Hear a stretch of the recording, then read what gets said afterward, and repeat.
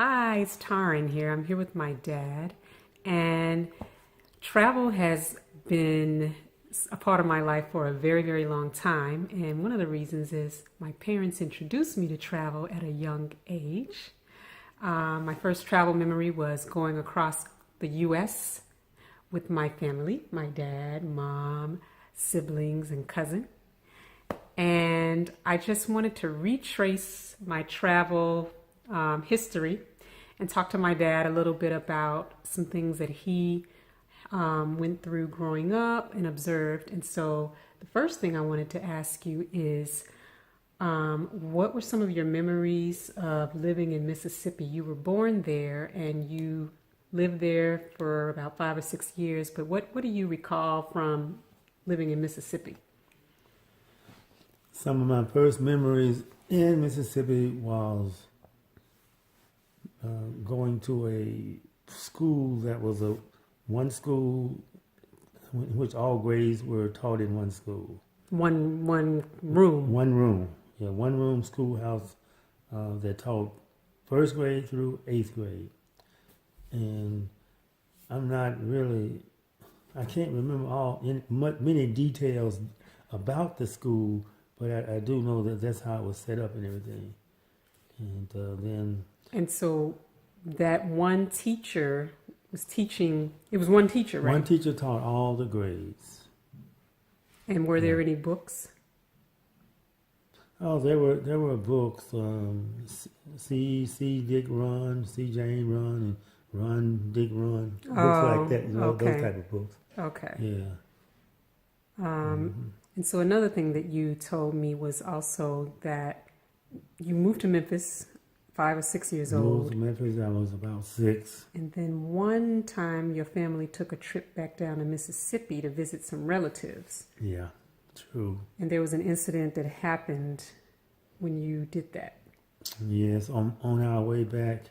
And of course, we went to Mississippi to visit at least once a year down there.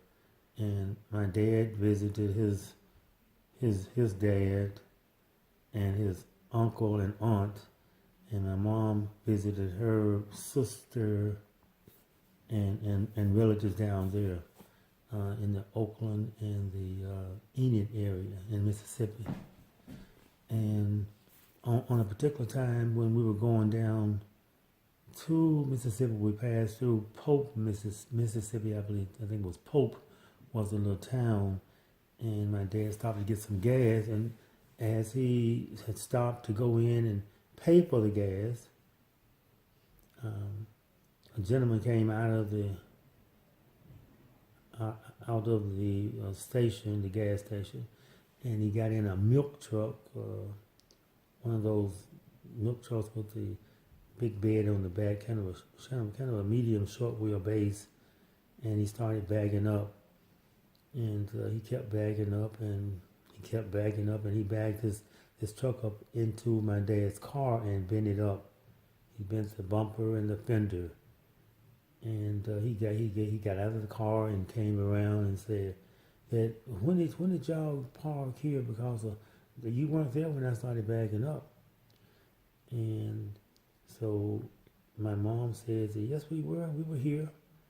And there was another black guy that worked at the station, that hung out around the station, and he asked him, said, "This car wasn't here when I started bagging up, was it?"